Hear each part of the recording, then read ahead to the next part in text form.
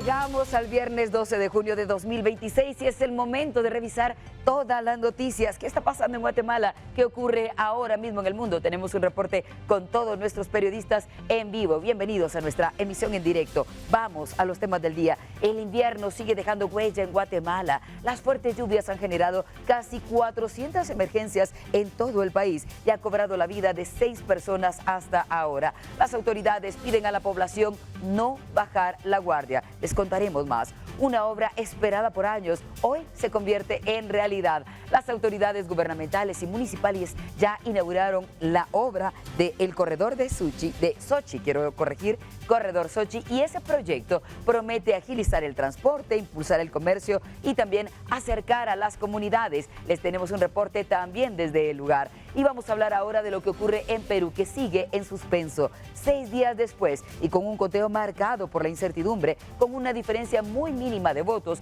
Keiko Fujimori vuelve a tomar la delantera mientras millones de peruanos esperan unos resultados definitivos. Tendremos un contexto. Tenemos estas y otras noticias a partir de este instante. Gracias por preferirnos para informarse. Vamos a las noticias. Les saluda Elsa Mariana García.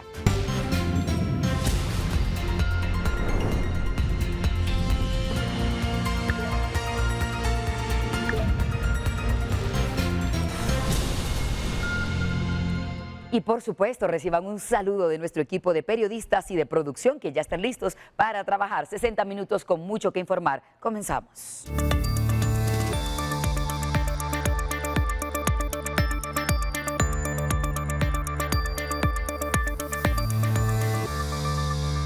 Y comenzamos con esto. Robaron un auto en Misco y apareció en una carretera al sur de nuestro país. Se trata de Byron N., 35 años son los que tiene, y él era el conductor que fue arrestado ya por la policía en la autopista Palín-Escuintla cuando fue descubierto cuando viajaba precisamente en el auto que había sido reportado robado. La detención se produjo en el kilómetro 45 de la ruta CA9, donde las autoridades establecieron que el automóvil tenía una denuncia por hurto presentada apenas el pasado 10 de junio en la zona 1 de Misco. Además, el hombre tiene un largo historial delictivo. Byron N. acumula 12 antecedentes por hurto, robo agravado, encubrimiento y lesiones culposas, todos cometidos entre 2009 y 2023. Y 8 presuntos distribuidores de droga fueron capturados durante 11 allanamientos en los departamentos de Guatemala, Jutiapa y Escuintla. Hasta allí llegaron las autoridades. Entre los detenidos figura un hombre de 47 años que además era requerido por la justicia por un caso de agresión sexual con agravación de la pena. Las autoridades incautaron más de 1000 bolsas con marihuana, cientos de dosis de cocaína y crack. Además, dinero en efectivo, celulares, municiones y equipo presuntamente utilizado para la distribución de drogas. Armados para la guerra. Así encontraron los agentes policiales a un grupo de interés de sus investigaciones recientemente. Un fusil para francotirador, 4 fusiles de asalto y otras armas de fuego fueron localizadas durante allanamientos en la colonia de Limón, en la zona 18 de la capital guatemalteca. El nuevo golpe contra grupos del barrio 18 ocurrió en el área en la que se cree operaba una de las bandas criminales vinculadas a Aldo Dupe Ochoa Mejía, alias El Lobo, según fuentes oficiales. Los investigadores y peritos localizaron pistolas, un revólver, tolvas y abundantes municiones de arma de fuego de alto calibre. Para las autoridades en este momento es información y también el decomiso servirá para las investigaciones. Esas diligencias continúan, aunque por ahora no hay reporte de personas detenidas. Y un operativo en Río Dulce y Zabal para verificar que los pescadores respeten la veda que busca proteger las especies acuáticas ha tenido lugar en las últimas horas de este viernes. Recorridos entre el Castillo de San Felipe y la comunidad Las Brisas permitieron a las autoridades revisar las embarcaciones, todas estas embarcaciones de pesca artesanal, además los equipos que están utilizando y las especies que sí pueden pescar. Río Dulce es uno de los ecosistemas más importantes del país y la captura de estas especies en periodos de reproducción es supervisada de cerca por las autoridades en la región. Un automovilista atropelló a un agente de la Policía Municipal de Tránsito en un área muy céntrica de Santa Catalina, La Tinta Alta, Verapaz, y todo, como ven, quedó grabado en video. El impacto ocurrió el pasado 11 de junio, sin embargo, todo ocurrió a las 2 de la tarde y es ahora cuando empiezan a trascender estas imágenes. Aquí se puede ver a la gente que se encontraba dirigiendo el tráfico en una de las calles más céntricas de Santa Catalina, La Tinta. En estas imágenes se puede observar cómo el automóvil, un auto pequeño de color blanco, embiste al policía y luego continúa su marcha. Tras el golpe, el agente logra ponerse en pie e intenta detener al conductor, pero este huye sin rumbo. Las imágenes de este incidente podrían ser clave para identificar al conductor. Hablemos ahora del clima y sobre todo de las lluvias que ya han provocado 397 emergencias en todo nuestro territorio. Según el reporte más reciente de la CONRED, la temporada registra 6 personas fallecidas en lo que va de una semana y media aproximadamente y también 6.204 afectadas. Además, 1.340 damnificadas. Solo en las últimas 24 horas se reportan 26 nuevas emergencias, principalmente inundaciones, caída de árboles y también fuertes vientos, además de esos árboles caídos. Alta Verapaz es el departamento con más incidentes acumulados, reportan 78, seguidos muy de cerca por Guatemala con 54 y Chiquimula con 36. Las autoridades mantienen el llamado a la población para que puedan informar si ven que las lluvias están persistiendo y su región representa algún tipo de vulnerabilidad.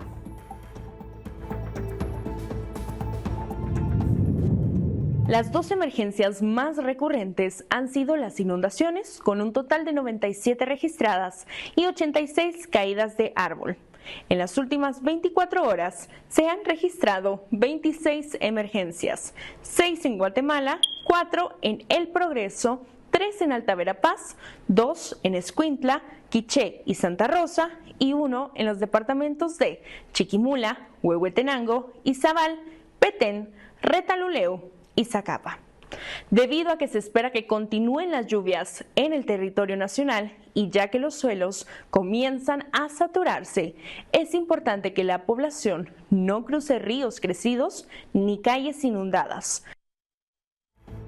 Y a propósito, el agua ha llegado hasta los cementerios. Las fuertes lluvias asociadas al fenómeno tropical Cristina, que ya ahora mismo es un sistema de baja presión, han provocado daños en el cementerio de Iztapa, esto en Escuintla. Allí lo pueden ver, y es que varios nichos resultaron afectados por la erosión generada en la franja costera. En imágenes compartidas en las redes sociales se puede ver cómo las olas han removido una buena parte del terreno, dejando al descubierto los restos humanos. Incluso se puede ver un cráneo humano y puede verse también la orilla de la playa mientras es movido por ese oleaje. Pobladores han explicado que necesitan ayuda de las autoridades, ya que algunos nichos fueron arrastrados completamente hacia el mar, mientras que otros representan ahora un problema, ya que tienen daños severos, como muestran estas imágenes, que por cierto están generando preocupación entre los lugareños. Necesitan ayuda, dice, para proteger este camposanto.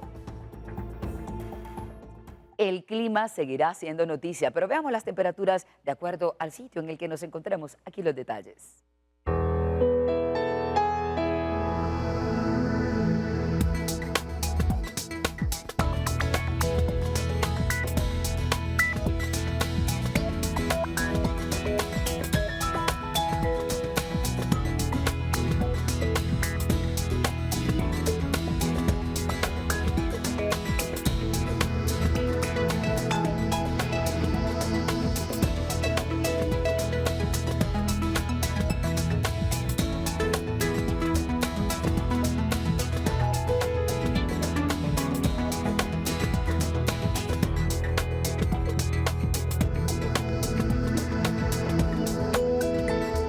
Y vamos al tema del momento, la Copa del Mundo, que inicia actividades ahora en Canadá, otro de los países anfitriones de las justas deportivas. Este país norteamericano vive una fiesta futbolera y los canadienses residentes en nuestro país, aquí en Guatemala, también lo viven con mucha pasión en este debut de su selección. Vamos a enlazar con nuestro periodista Elmer Vargas, que se encuentra en el FanFest para ver el partido inaugural. Hola Elmer, buenas tardes, adelante. Canadá queriéndose ¿Qué tal, Elsa Mariana? Buenas tardes, qué gusto saludarte a ti también, como a toda en este caso la televidencia de Noticiero Guatevisión. Nosotros nos encontramos justamente acá en la zona 10 capitalina, como lo has comentado, ya la afición de la selección de canadiense también ya se ha hecho presente y está reunida para poder apoyar a su selección, quien hace su debut ante la selección de Bosnia-Herzegovina. Esto, el duelo por el grupo B del Campeonato Mundial 2026. Acá ya 10 minutos del primer tiempo, ya pues en este caso los aficionados pues han mostrado su apoyo. Hemos entrevistado a algunas de estas personas quienes pues han mostrado su vaticinio a este duelo.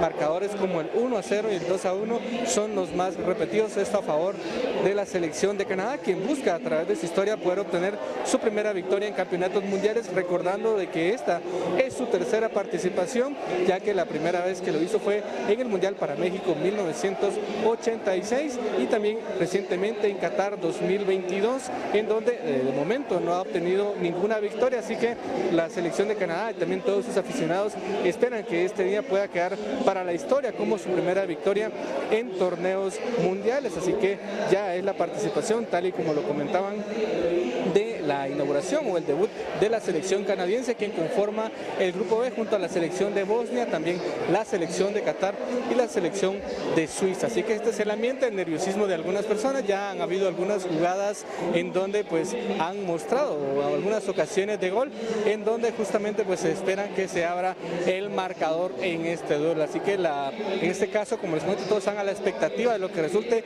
en este juego y pues ya nosotros estaremos llevándole los detalles de cómo no solo surja este duelo, sino también el resultado que se pueda obtener y las reacciones también cuando concluyan este duelo. Tuvimos la oportunidad también de hablar con el señor embajador de Canadá en nuestro país, con Oliver Jack, quien ha indicado que su vaticinio para este duelo será de 1-0, pero más adelante le invitamos a que esté en sintonía en esta transmisión, ya que estaremos llevándoles las reacciones de cómo transcurre este duelo entre la selección de Canadá y la selección de Bosnia. Yo regreso con ustedes a los estudios con imágenes de mi compañero Byron Baiza, reportó Elmer Vargas. Gracias, Elmer. Ya más adelante nos contarás de tu propio vaticinio, ya que eres un conocedor del fútbol. Estaremos hablando en cualquier momento. Más adelante, otra sección con actualización respecto al Mundial. Mientras tanto, hablamos de otro movimiento muy importante y es el Movimiento Nacional de Solidaridad para ayudar a nuestros niños, Teletón. Y está cumpliendo 40 años de recaudación de fondos para financiar y operar la red de centros de rehabilitación llamada Funda Bien en todo nuestro país. Este año se llevará a cabo muy pronto. Ya está prevista la fecha 17 y 18 de julio. ¿Cómo será y cómo participamos? Ahora lo explicamos. Pero no nos rendimos. En cada historia hay un latido, sí se puede. Y la verdad es que muy contentos, muy entusiasmados y muy emocionados por poder celebrar estos 40 años de Teletón. El día de hoy pues tuvimos este recorrido fotográfico y videográfico por la historia de los 40 años de Teletón y pues emocionados, preparándonos de cara al próximo 17 y 18 de julio, cuando vamos a celebrar pues los 40 años de Teletón en el país. Bueno, realmente lo que yo siento con todas las alianzas que hacemos, no solamente con los artistas, con los medios de comunicación, con las empresas y especialmente la alianza que hacemos con el pueblo de Guatemala, es un profundo agradecimiento. Realmente no tenemos palabras para agradecer todo el apoyo, todo el cariño, el trabajo de cientos de miles de manos, de voluntarios, los aportes de los donantes, los aportes de las empresas, los medios de comunicación. O sea, realmente yo lo que me siento es un agradecido con la vida, un agradecido por tener la oportunidad de vivir esta experiencia tan maravillosa y vivirla desde dentro, o sea, ver la solidaridad de primera mano. Para que nos pueda compartir cuáles son sus impresiones y cómo se siente él como organización pertenecer a Teletón, de esa alianza tan importante que realizan los medios de comunicación. Cristian, bienvenido.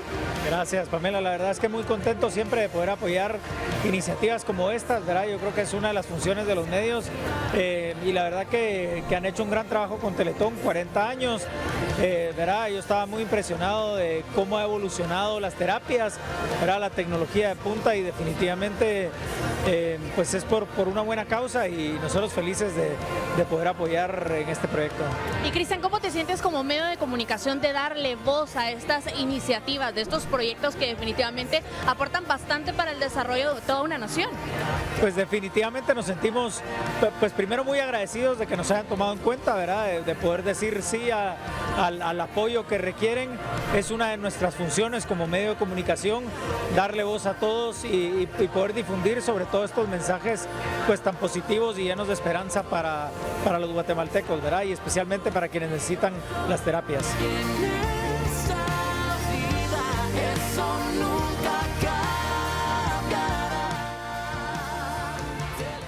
Qué bonito, ojalá podamos participar todos en ese lugar. Y ahora hablemos de un trayecto que solía tomarnos entre 5 y tal vez hasta 3 horas en algunos momentos, los días de mejor tráfico. Sin embargo, ahora podríamos recorrerlo en 30 minutos. Eso parece un sueño, pero es una realidad. Y es que el corredor Xochitl está listo. Nuestros periodistas también están en el terreno desde donde reportan. María Paula Carranza, buenas tardes. Cuéntanos un poco más y cuándo podremos empezar a usarlo. Muy buenas tardes, Elsa Mariana. Me encuentro en la nueva autopista Xochitl, ya que hoy realizó su inauguración. Esta conecta San Antonio Suchitepeques con San Andrés Villaseca a lo largo de 31 kilómetros de carretera. La vía cuenta con 4 carriles, velocidad máxima diseñada de 80 kilómetros por hora y un tiempo estimado de recorrido de 25 a 30 minutos. La infraestructura incluye 23 puentes, 18 bodegas, 4 viaductos y más de 20 sistemas de drenaje. Se proyecta que la autopista tenga un flujo diario de 22,000 usuarios, mejorando la conectividad entre los municipios de la región. Xochitl ha sido una carretera llena de desafíos. Desde el primer día ha sido complicado. Desarrollar proyectos de infraestructura de esta envergadura en Guatemala no es fácil. Los retos empiezan desde el tema de negociación de las tierras. Ahí fue importante que desde el día 1 nosotros fuimos con la verdad de frente, les dijimos a los propietarios de tierra cuál era la idea, les ofrecimos acciones del proyecto a cambio de la tierra y eso ayudó mucho a avanzar, pero negociación de tierra fue un desafío, los diseños de la carretera fueron desafiantes también porque hay muchos ríos, es una zona del país donde llueve mucho. También fue desafiante que hay muchas carreteras que parten Xochitl en dirección norte-sur y esas carreteras queríamos que pasaran por debajo de Xochitl para que no se obstruyera el flujo. Entonces, la parte de diseño e ingeniería también fue desafiante, no es una carretera común y corriente. La parte de construcción, tuvimos que realizar un movimiento de tierra bastante cuantioso porque la carretera va elevada precisamente para darle más seguridad al usuario y poder lograr que el tránsito por la carretera sea expedito. La autopista estará abierta al público el próximo 14 de junio. Con imágenes de Javier González, reportó Paula Carranza. Gracias, Paula. Qué buena noticia. 14 de junio, entonces, se puede utilizar la carretera Xochitl. Vamos a otras cosas y el Colegio de Abogados ha respaldado la nueva ley antilavado de dinero, pero señala, eso sí, que hay observaciones que deberán evaluarse antes del reglamento que finalmente podría hacer posible la implementación. El debate sobre la nueva ley integral para la prevención y represión del lavado de dinero y el financiamiento del terrorismo continúa generando reacciones entre los distintos sectores involucrados en su aplicación. El Colegio de Abogados y Notarios de Guatemala expresó su preocupación por diversas observaciones técnicas y jurídicas, entre ellas el papel que deberán asumir los notarios y profesionales del derecho, quienes ahora serán considerados sujetos obligados en determinadas actividades. Yo creo que varios de estos temas ya fueron atendidos en la ley. El artículo 41 establece un procedimiento específico para el resguardo del secreto profesional cuando los profesionales que ejercen esta defensa de las personas obtengan información en un momento de defensa, ellos están protegidos de poder trasladar cualquier información que puedan considerar sospechosa. Estas incluyen la constitución de sociedades, la administración de bienes, el manejo de fondos y operaciones relacionadas con inmuebles. Nosotros nos hemos puesto a la orden, más allá de lo que muchas personas piensan que vamos a recurrir de inconstitucionalidad o vamos a recurrir para entorpecer la aplicabilidad de la ley. Nosotros nos hemos puesto a disposición de las autoridades para poder capacitar y poder dar informes a nuestros agremiados para disipar esas inseguridades que puedan generar. En ningún momento estamos en contra de la ley, que eso lo queremos dejar claro. El gremio también planteó dudas sobre los alcances del secreto profesional y el derecho de defensa, al considerar que deben existir reglas claras que delimiten cuando un profesional está obligado a reportar operaciones sospechosas y cuando la información se encuentra protegida por garantías constitucionales. Otro de los puntos que genera preocupación es el régimen de sanciones contemplado en la ley. El colegio considera necesario que la aplicación de multas responda a criterios de proporcionalidad, razonabilidad y debido proceso, especialmente para profesionales que ejercen de forma individual o en pequeñas oficinas. Lo que yo entiendo es que justamente pues el Colegio de Abogados, la Junta Directiva, lo que está pidiendo es que la superintendencia, quien es la encargada de construir el reglamento, pues pueda escuchar las preocupaciones que tiene el gremio de notarios. Por su parte, diputados que impulsaron la normativa han indicado que muchas de estas inquietudes podrán ser atendidas durante la elaboración del reglamento, el cual estará a cargo de las autoridades técnicas competentes y deberá definir los procedimientos para su implementación. Con imágenes de Esvin García para Noticiero Guatevisión, Oscar Vázquez.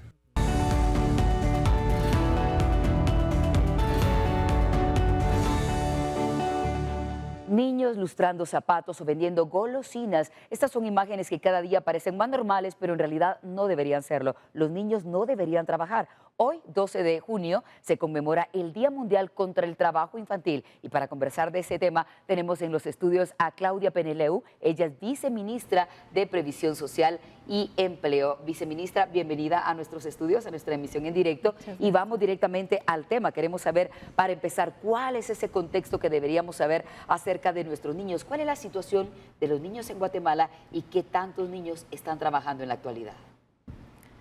Sí, muchas gracias por el espacio. Precisamente hoy conmemoramos el Día Mundial contra el Trabajo Infantil y el sentido de conmemorar este día es precisamente frenar esta problemática. En Guatemala aún persiste este problema, sin embargo, se han hecho esfuerzos que se reflejan a través del último informe sobre la situación de trabajo infantil que se presentó en el año 2025, con datos del ENCOVI 2023. Refleja una disminución del 20% de trabajo infantil en el país y un 38% en trabajo infantil peligroso, lo cual nos indica que sigue existiendo un porcentaje significativo de niñas y niñas participando en actividades económicas que nosotros identificamos como trabajo infantil. Y en ese informe pudieron determinar, o tal vez por el trabajo que están haciendo ahora, exactamente cuáles son los departamentos en donde más se pone a los niños a trabajar.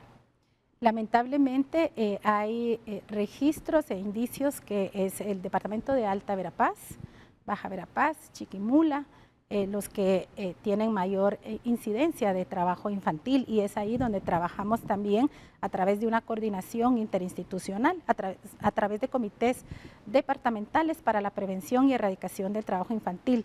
De estos comités, el Ministerio de Trabajo es quien hace la parte rectora, pero coordinamos con otras instituciones del organismo ejecutivo, pero también hay participación importante de sociedad civil a nivel de los departamentos.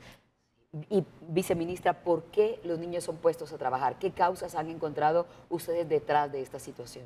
El trabajo infantil es una problemática multicausal. Sin embargo, uno de los factores que mayormente incide es la pobreza, y eso también conlleva otros factores como la alta informalidad en el país. Por eso es importante también generar trabajos dignos, trabajos en la formalidad para los adultos. Y porque al final tenemos que generar todos garantías de protección social para la niñez y la adolescencia. Y es justamente también estos factores los que nos ayudarán a eliminar el trabajo infantil. Mayor protección social para los niños y las niñas y las familias, pero también generar ese acceso a la educación que es tan importante. Y la permanencia de los niños y las niñas en las escuelas es un factor determinante y es el pilar fundamental para erradicar el trabajo infantil. Tal vez nos puede contar brevemente si el hecho de que un niño trabaje representa que el niño no está yendo a la escuela, o los papás han logrado de alguna manera combinar esas dos actividades, como usted decía, muchas veces por la falta de ingresos. Sí, lamentablemente un niño que trabaja deja de asistir a la escuela y deja de también tener garantías hacia sus derechos, hacia la recreación, le afecta la salud. Y esto es importante resaltarlo. Cuando hablamos de trabajo infantil, hablamos de estas condiciones que generan una situación a los niños de no solo de inseguridades, sino también que le afectan su salud física, su salud emocional y su desarrollo integral. Y todo esto que le afecte a los niños, por supuesto que es lo que no debemos de permitir. Y es ahí donde debemos de trabajar. Y bueno, vamos a hacer una pregunta sumamente importante. ¿Cómo identificar cuando un menor está en riesgo? Por ejemplo, que lo podemos ver y quisiéramos nosotros como ciudadanos denunciarlo, tratar de ayudar a este pequeño. ¿Cómo podemos hacerlo? ¿Podemos ayudarle a quienes no somos parte de su círculo cercano, familiar? Sí, hay mecanismos de denuncia. Nosotros a través de la Inspección General de Trabajo también hacemos inspecciones y esto es sumamente importante para detectar casos de trabajo infantil y también sancionar a aquellas empresas que caigan en estas prácticas. Y asimismo hay una coordinación interinstitucional con otras entidades de justicia que hacen esta identificación de casos y evalúan donde puedan haber niños en riesgo para poder también retirarlos de estas actividades peligrosas. Y es importante resaltar que es diferente hablar de trabajo infantil y es diferente hablar de aprendizaje, de actividades de aprendizaje que los niños pueden desarrollar en casa. A ver, que ¿cómo se diferencia? A veces se confunde, Sí, ¿verdad? claro. Y ¿Cuál es cuál? las actividades de aprendizaje son aquellas en las que los niños ayudan en casa, ¿verdad? Actividades que no afectan su salud, que no los ponen en riesgo y que más bien les generan habilidades para la vida. Ahora el trabajo infantil es aquello que los pone en riesgo, que limita su educación, que limita la recreación, que los daña física y emocionalmente y que por ende también afecta su desarrollo integral. Viceministra, queriendo aprovechar al máximo el tiempo, quiero preguntarle, ¿cuál es el tipo más común de trabajo que se le da a los niños y cuál es el que pone aún más en riesgo su vida? Bueno, hay actividades, por ejemplo, en la agricultura, en algunas actividades de construcción que son las que resaltan en nuestros informes, pero también en la informalidad, ¿verdad? Los niños que vemos en calle. Hay diferentes aspectos, ¿verdad? Cuando hablamos de trabajo infantil, pero también se han hecho compromisos de país. Guatemala participó en la sexta Conferencia Mundial para la Eliminación del Trabajo Infantil que se llevó a cabo este año en Marruecos. Y ahí los estados parte de la Organización Internacional del Trabajo asumimos un compromiso, una declaratoria. Primero, que busca que haya educación para todos los niños y niñas. Segundo, que haya también aspectos de garantías de protección social para los niños y las niñas. Y esto es importante porque también no solo reafirma la voluntad de los países y los estados, sino que es un llamado a la acción para movernos y realizar acciones positivas a favor y en beneficio de la niñez y la adolescencia. De nuestros pequeños. Así Nos es. tenemos que ir, pero tengo 10 segundos para que me muestre esa tarjeta roja. Sí, el día de hoy, en el marco del Día Mundial contra el Trabajo Infantil, Guatemala se suma a esta campaña mundial que es Saquemos la tarjeta roja al trabajo infantil. Este es un mensaje que busca la prevención, la sensibilización y que todos y todas seamos parte de estas acciones, porque esta es una situación de Estado y por lo tanto debemos de abordarlo de esta misma manera. Gracias, estimada viceministra. Apreciamos su tiempo. Vino con toda una comitiva que venía a hablarnos de este tema y es que nos interesa que nuestros niños sean protegidos y nosotros somos parte de todo esto. Vamos a la pausa en Noticiero Guatevisión, emisión en directo y volvemos en un momento más. No se vayan.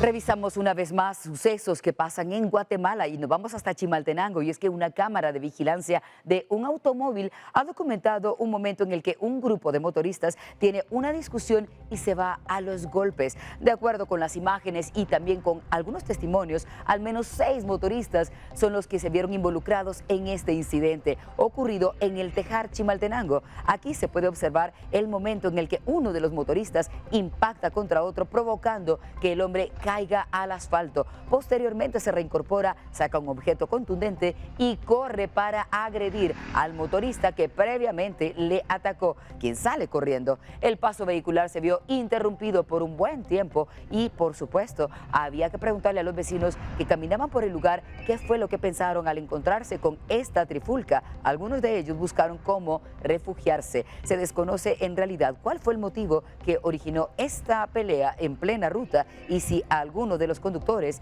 tuvo consecuencias.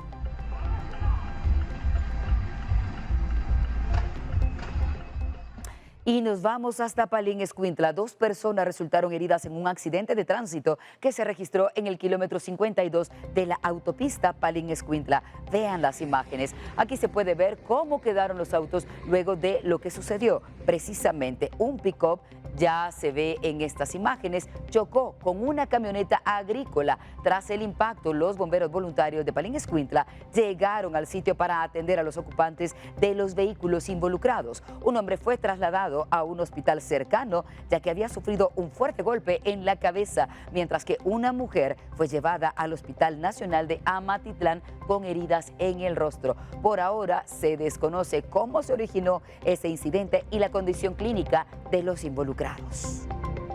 Y nos vamos hasta la colonia Choropín, en la zona 7 de Chiquimula. Allí fue detenido un hombre de 49 años, a quien identificaron como Oniel. Todo ocurrió durante allanamientos realizados por la policía de la comisaría 23, en coordinación con varios fiscales. En este lugar lograron recuperar 4 computadoras que presuntamente habían sido robados un día antes en la colonia Luis Cordón, en Estanzuela, Zacapa. También pudieron recuperar 2 teléfonos móviles y en Mazatenango, Suchitepeques, fue arrestada Abigail, de 24 años, por otro tipo de delitos, violación en circunstancias especiales de agravación. Mientras tanto, en el puerto de San José, David, de 34 años, fue detenido por la policía por un delito similar. Los investigadores capturaron también a Luis, de 32 años, por robo agravado. Mientras tanto, las acciones policiales llegaron hasta Jalapa. Allí, agentes de Polimerc detuvieron a un sujeto de tan solo 19 años, a quien señalan de haber robado un teléfono móvil. Y 14 personas más fueron arrestadas durante una serie de acciones policiales, esta vez en Retaluleu. Allí se habla de una estructura que es señalada de trata de personas, explotación sexual y otros delitos. 11 de los detenidos eran requeridos por órdenes judiciales, mientras que 3 más fueron capturados en flagrancia, es decir, cuando cometían el delito. Durante la diligencia, las autoridades y los investigadores antinarcóticos, además de fiscales, realizaron el operativo en el que también pudieron llegar al decomiso de 5 armas de fuego, droga y, escuchen esta cantidad, 36.979 quetzales en efectivo. También recuperaron 2 vehículos, 9 motocicletas y 10 teléfonos móviles.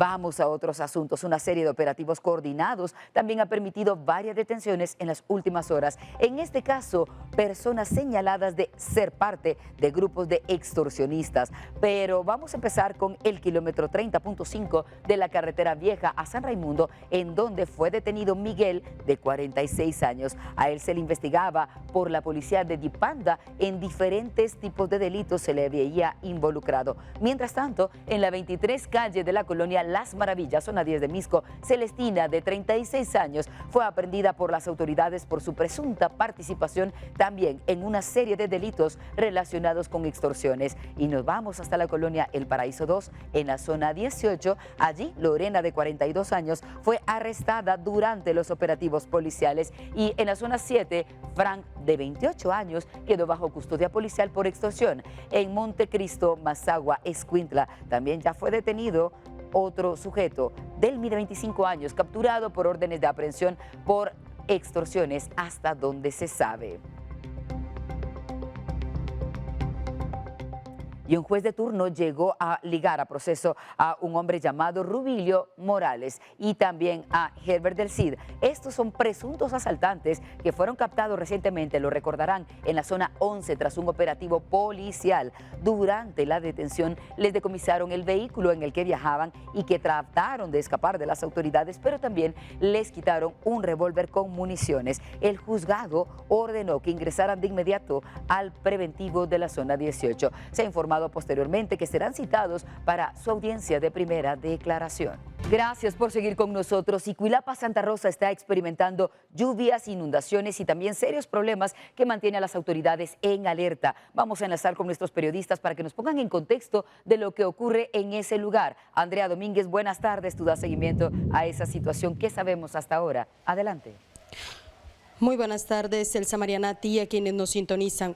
Nos hemos movilizado hasta Cuilapa, Santa Rosa. Este es uno de los municipios que se ha visto más afectado en las últimas 72 horas derivado de las fuertes lluvias que se han dado en el país. Solo acá, la Conred contabiliza más de 400 familias que han perdido sus pertenencias a consecuencia de flujos de lodo e inundaciones. Por ello nos encontramos dentro del hogar de la familia Castillo, quienes se encuentran siendo parte de aquellas personas que han quedado damnificadas sobre el sector de los esclavos. José Octavio, ¿qué es lo que ustedes han experimentado? Porque, por ejemplo, ahora está lloviendo, pero eso también es sinónimo de miedo para ustedes luego de lo que se ha registrado e incluso las pérdidas, porque hay que decir que esta era una habitación, pero básicamente lo han perdido todo.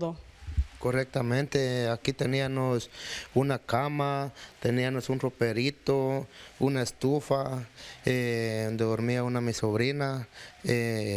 Lamentablemente, ¿verdad?, por las fuertes lluvias, se los entró el agua, el lodo y todo eso. Perdimos todas nuestras cosas materiales. Si pueden ver, este es el límite donde llegó el lodo con el agua, miren. Y anduvieron las personas de mi comunidad colaborando, si no, saber cómo hubiera llegado esa situación, saber hubiera llegado un poco más alto. Este es una parte de las cosas que teníamos en este cuarto. Hay más cuartos donde nos albergamos más familias. Éramos 3 familias en esta casa. En total en esas 3 familias somos 7 personas. Lamentablemente perdimos todo lo que es todo, ¿verdad? Y ahorita, gracias a Dios, tenemos ropita, comidita, porque han llegado colaboraciones de la gente de buenos corazones. Y entonces aquí estamos pidiéndole a Dios que Dios les toque las puertas a las personas de buen corazón, que puedan colaborar en lo que puedan, ¿verdad? Las pérdidas en este momento son incalculables y el miedo a llover sigue siendo constante. Está lloviendo, pero ¿qué sienten ustedes al momento de? Porque usted estaba adentro cuando se vinieron los flujos. Estábamos aquí adentro y estábamos tristes porque perdimos todo, ropero, cama, todo. Y por eso estamos tristes, porque no podemos recuperar y estamos en espera de Dios, que Dios quite la lluvia y aunque sea poco, va, pero que no se nos entre mucho, va, pero estamos pidiéndole a Dios y que Diosito que nos ayude y nos bendiga, va, y que nos ayuden en lo que ustedes puedan y echarnos sus bendiciones. ¿Algún número? Mi número es 33 92 36 25. Flor, solo con esta pregunta finalizo. Cuando ustedes empezaron a ver que el agua y el lodo entraba, ¿qué sintieron? Sentimos una gran, como le dijera yo, una gran aflicción porque no podíamos salir. E incluso mi hermana y mi mamá estábamos aquí deteniendo las cosas para que supuestamente no se inundara todo, pero no pudimos hacer nada. Incluso, como le digo, perdimos la verdad, perdimos todo, ¿verdad? Y por eso y no podíamos salir, estábamos atrapadas entre la poza de agua y todo eso, Señor, gracias. Muchas gracias, muy amable. Esta es la situación que ha vivido la familia Castillo acá en Cuilapa, pero no son los únicos, son cerca de más de 50 hogares los que han experimentado esta misma situación. Solo en Santa Rosa se contabilizan ya más de 100 viviendas afectadas entre los flujos de lodo, que acá en Los Esclavos ha sido la que más impacto ha sufrido, y también otras áreas que presentan inundaciones. Si usted quiere apoyar a esta familia, ya les han dejado el contacto o también puede acercarse hasta este municipio. Esta es parte de la información con la cual retorno a los estudios centrales con imágenes de Esvin García y Juan Pablo de León, reportó Andrea Domínguez.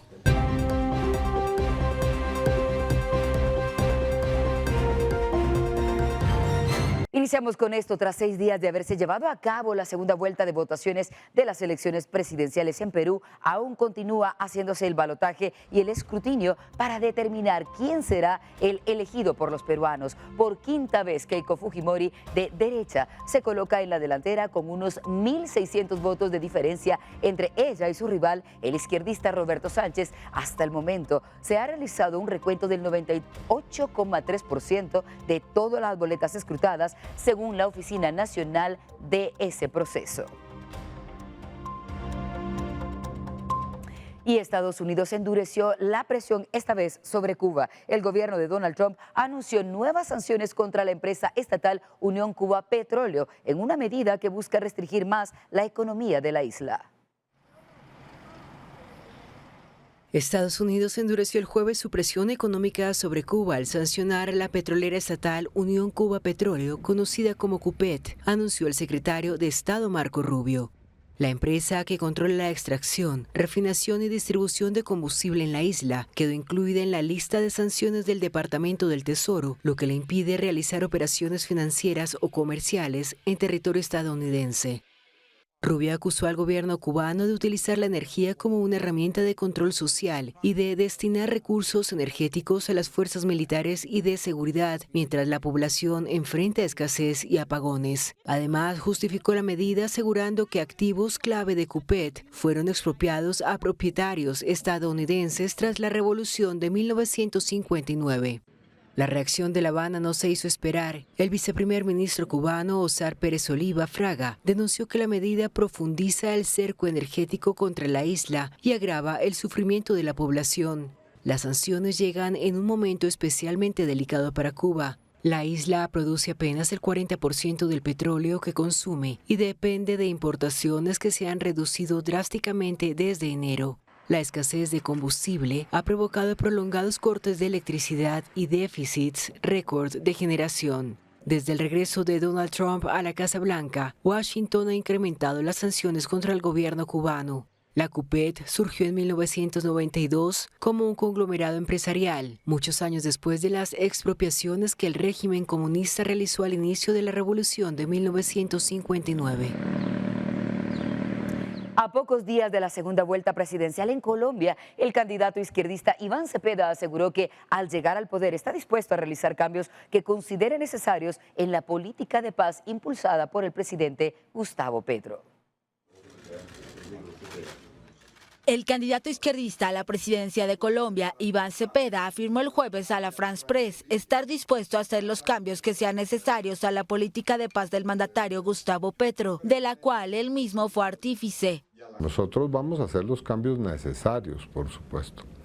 Yo he dicho que es necesario un acuerdo nacional y que si en la ruta de ese acuerdo surge un consenso nacional para hacer una reforma constitucional como la que se espera en algunos sentidos, pues bienvenido.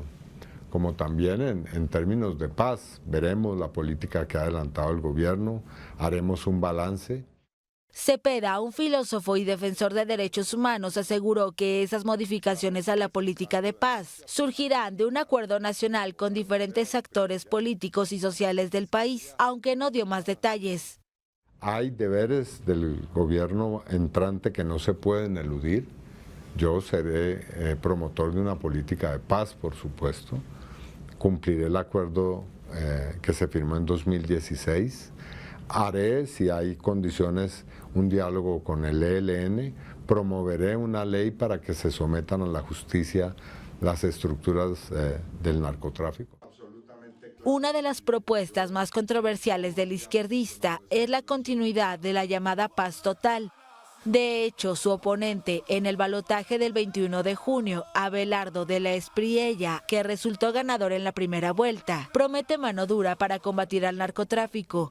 Cepeda tilda a de la Espriella de nexos con organizaciones paramilitares y anunció que lo denunció por varios delitos ante la Fiscalía y la Corte Penal Internacional. Y esos delitos son 3. Concierto para delinquir, que está tipificado en el artículo 340 del Código Penal. Financiación de terrorismo, artículo 345 del Código Penal. Y enriquecimiento ilícito, artículo 327 del mismo Código. La controversia por la paz total surge luego de que Petro fracasara en negociar la paz con guerrillas, paramilitares y otros narcotraficantes, como el cártel del Clan del Golfo, así como los rebeldes del ELN.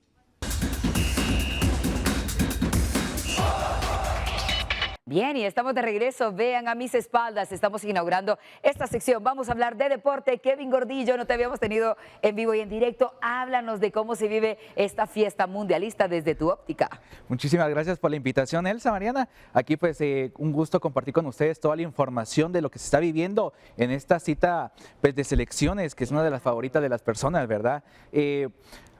Quiero hablar un poquito de lo que está pasando, de lo que inició el día de ayer. Excelente, danos ese contexto de cómo lo viviste ayer. Te cuento que pues, el día de ayer fue la inauguración en la Embajada Mexicana, donde pues, estuvimos presentes, tuvimos enlaces, estuvimos compartiendo con afición y nos estaban contando que este es un mundial muy especial para ellos, por el simple hecho de que es la tercera vez consecutiva donde ellos son sedes de esta cita de selecciones.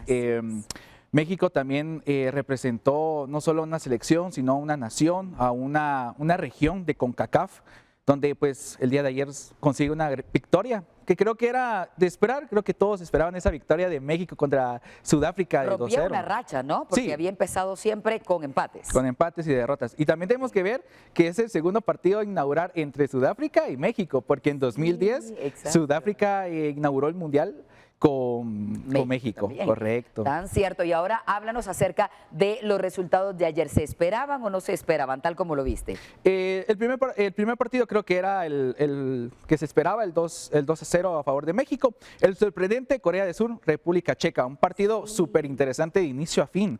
O sea, fue un partido donde República Checa empieza ganando y Corea del Sur remonta ese partido y consigue un 2-1.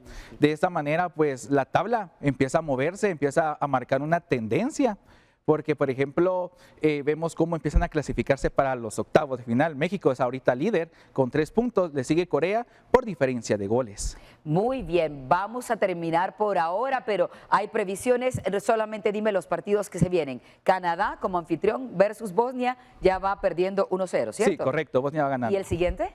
Hoy a las 8 de la noche Estados Unidos es local frente a su gente, se enfrentará contra Paraguay. Un partido muy llamativo para ver qué pasa con Estados Unidos. Te lo agradezco mucho, el tiempo se nos fue, pero mañana te encontramos en vivo aquí mismo para conversar un poco acerca de lo que está ocurriendo en esta Copa. Vamos ahora a otros asuntos.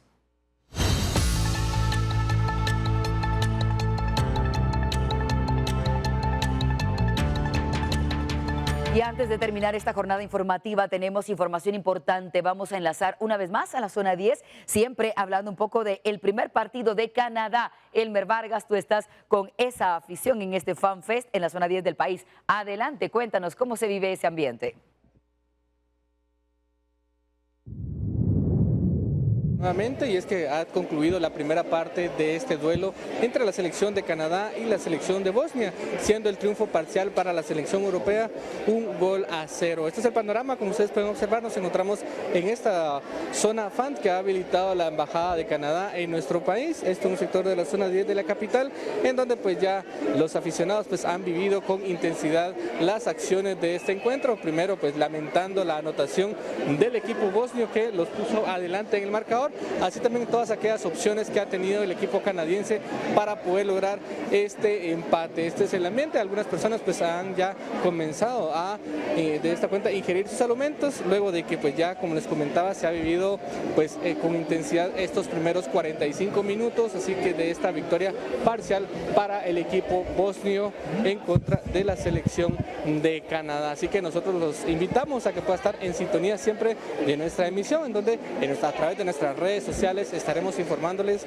de lo que pueda ocurrir en este gran encuentro de la primera jornada por el Grupo B entre la selección de Canadá y la selección de Bosnia-Herzegovina. Regreso con ustedes a los estudios con imágenes de mi compañero Byron Baiza, reportó Elmer Vargas. Gracias, Elmer. Sorpresas en este mundial. Hasta aquí las noticias. Gracias por acompañarnos. Tengan un buen fin de semana. Nos encontramos el lunes a la 1 del día con mucha información, incluso deportiva. Hasta pronto.